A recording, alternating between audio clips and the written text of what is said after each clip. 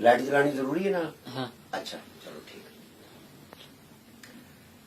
मैं तमाम आलमे इंसान नू आगाह करना वा कि असी लोग सारे इंसान असी हक तो और अपने सच तो बदल गए हैं और असी हराम की पैरवाई पे करने हैं और हराम साडे घरां विच साडियां औलादां दे जिस्मां दे विच और साडियां बदनां च आ चुका है। इस वजह तो साडी कोई दुआ कबूल नहीं फरमाई जा रही, कोई दुआ नहीं सुनी जा रही। ये जिहड़ी बीमारी आई है ਇਹਦੇ ਮੁਤਲਕ मैं ਤੁਹਾਨੂੰ कुछ आखना चाहना वा ते तुसी सारे इस गल नूं गौर करो। ये बीमारी नहीं, अल्लाह साडे ते नाराज हो गया है।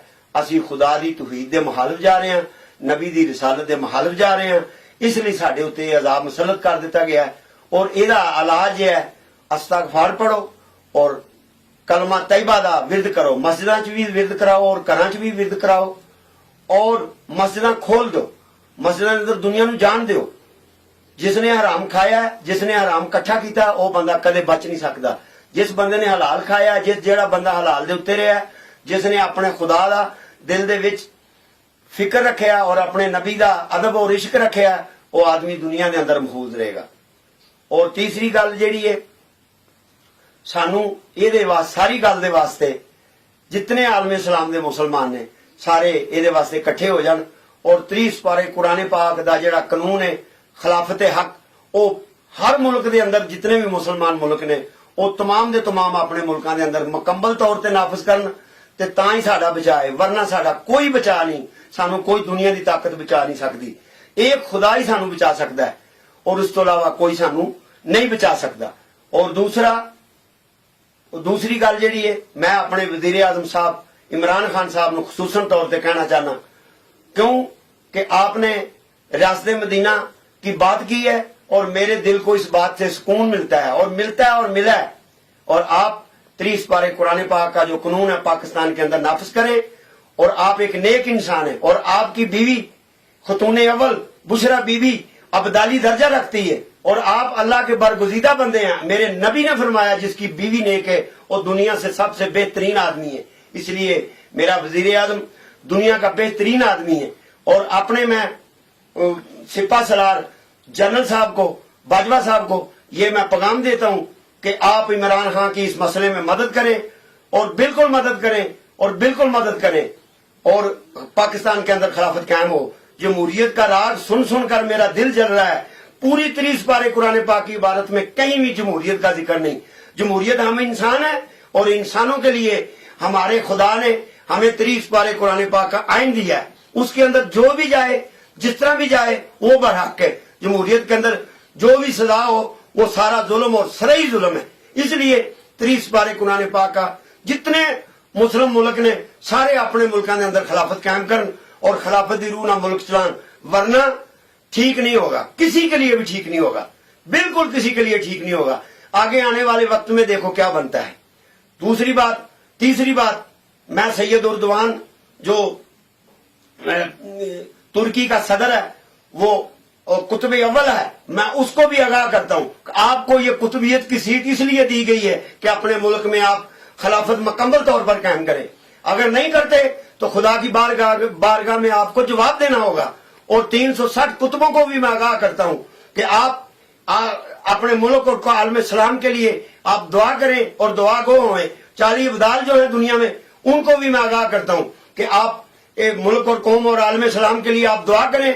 और जमाने के कुतुब को, गौस को भी मैं कहता हूं कि आप आलम इस्लाम के लिए दुआ करें और इनकी तरफ से आप माफी मांगे सारे जितने भी और अल्लाह के वली और दोस्त हैं, ताकि हमारी ये मुश्किल आसान हो। वरना कोई चारा नहीं है कि हम किसी तरह भी बच नहीं सकते, चाहे कुछ भी क्यों ना हो जाए। इसलिए अंबिया ने ना बिल्डिंगें बनाई, ना माल जमा किए, ना सहाबों ने बिल्डिंगें बनाई, ना माल जमा किए। आपको दो ही फिक्र है कि आप माल जमा करें और आप बिल्डिंगें बनाएं बड़ी बड़ी।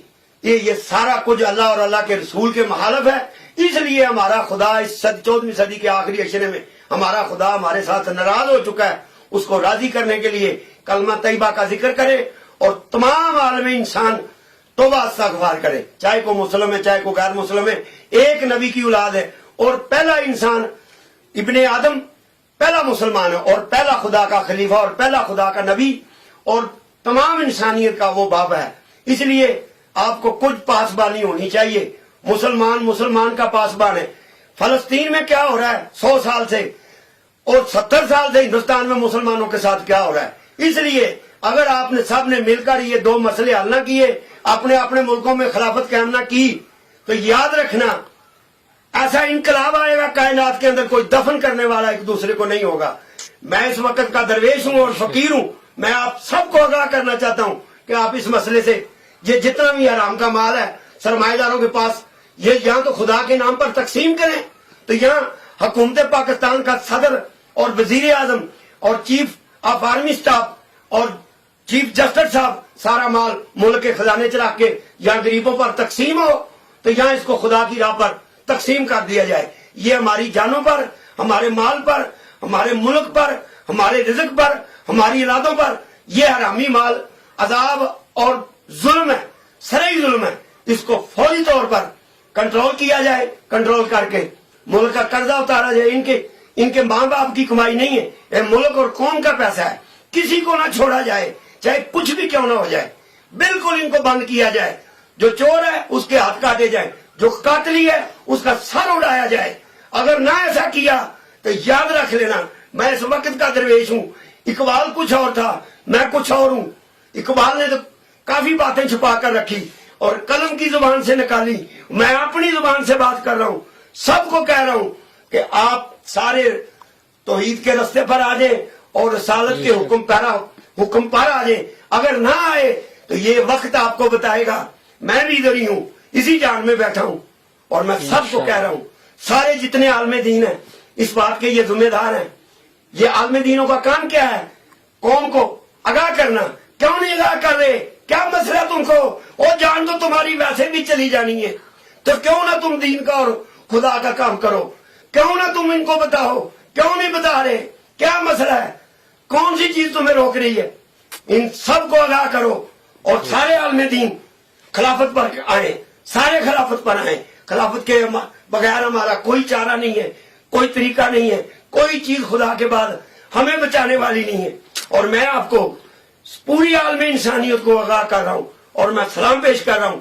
میری بات کے اوپر عمل نہ کیا تو جو اشر ہوگا اس دنیا میں ان انسانوں کا، کوئی ایک دوسرے کو دفنانے والا نہیں ہوگا. السلام علیکم.